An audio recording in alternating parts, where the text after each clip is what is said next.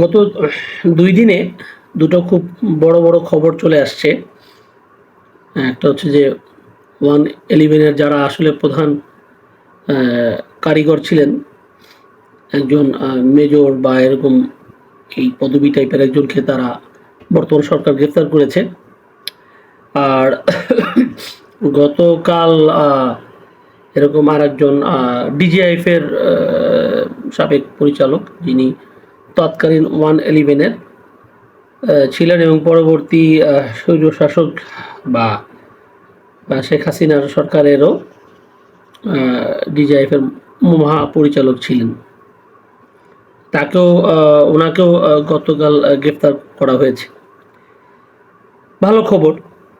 অবশ্যই খুব ভালো খবর। কারণ যারা আসলে শেখ হাসিনাকে স্বৈরাচার করেছে বা করার ক্ষেত্রে সবচাইতে বড় ভূমিকা পালন করেছে, তাদের অবশ্যই শাস্তি পেতে হবে।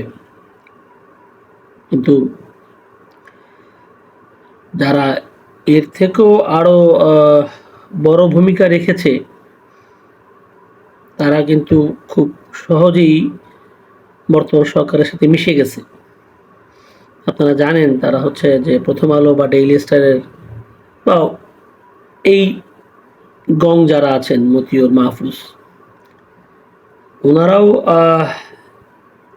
এই সরকারের বা মানে সরকার এখন খুবই সুন্দর মতো মিশে কাজ করতেছেন। কিন্তু গত স্বৈরশাসক বা ১৬ বছর বা যেটাই বলেন না কেন, মানে 111 এর পরে প্রেক্ষাপট বা বাংলাদেশকে একটা সন্ত্রাসী রাষ্ট্র বা মৌলবাদী রাষ্ট্র হোয়াটএভার এগুলা তৈরি একটা যে ক্ষেত্র, এগুলা করার জন্য সবচাইতে মানে মানে নায়ক যদি বলি আমরা, এটা হচ্ছে মতিউর এবং মাহফুজ। তো ওনাদেরকে যদি এই মেজর বা এদেরকে যদি গ্রেফতার করা হয়, ওনাদেরকে কেন আসলে গ্রেফতার করা হবে না বা ওনারা কেন মার্সি পেয়ে যাবে? এটা কিন্তু একটা মিলিয়ন ডলার কোশ্চেন। আমরা সবাই কিন্তু জানি যে শেখ হাসিনার টোটাল ১৪, ১৫ বা ১৬ বছর টোটাল শাসন আমলে কিন্তু প্রথম আলো এবং ডেইলি স্টার বা এই গং মানে কিভাবে একটা ন্যারেটিভ তৈরি করেছিল পুরো বাংলাদেশকে, মানে বিশেষ করে মানে ইসলামের বিরুদ্ধে বা বাংলাদেশকে একটা মৌলবাদী রাষ্ট্র বা এই টাইপের একটা রাষ্ট্র করার জন্য বিশেষ করে প্রথম আলো একের পর এক মানে আর্টিকেল, প্রবন্ধ, লিটারেচার, মানে তাদের পত্রিকায় মানে কলামের পর কলাম লিখে গিয়েছে। একাধিক মানে প্রায় অনেকগুলো অনেকগুলো কলাম তারা এইভাবে লিখেছে নিজের মনের মতো মাধুরী মিশিয়ে, এবং করে কিন্তু সরকারকে কিন্তু এক ধরনের সহযোগিতা করেছে।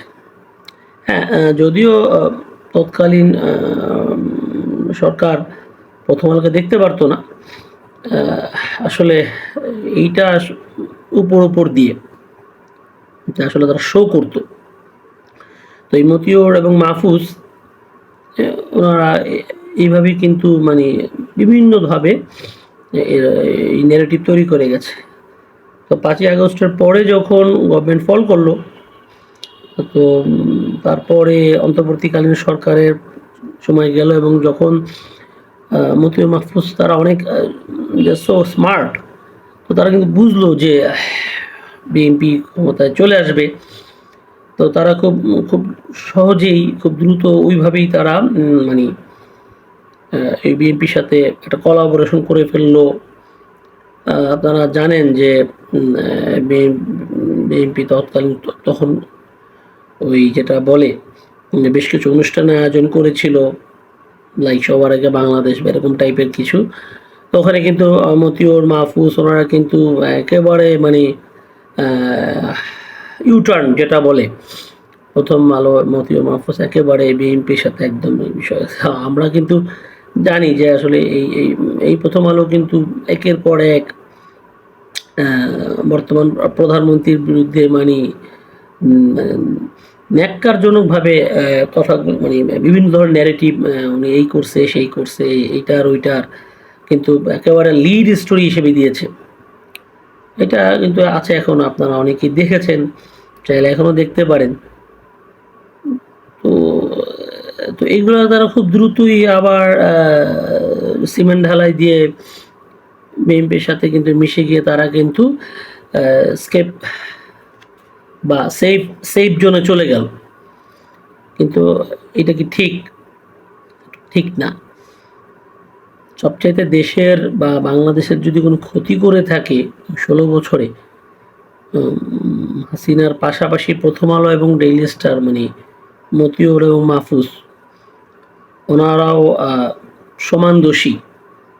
তো এই সাবেক ডিজিএফআই বা এই যারা আয়নাঘর কারিগর বা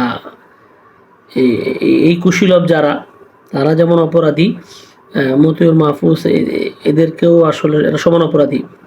এদের কোনো মার্সি হতে পারে না।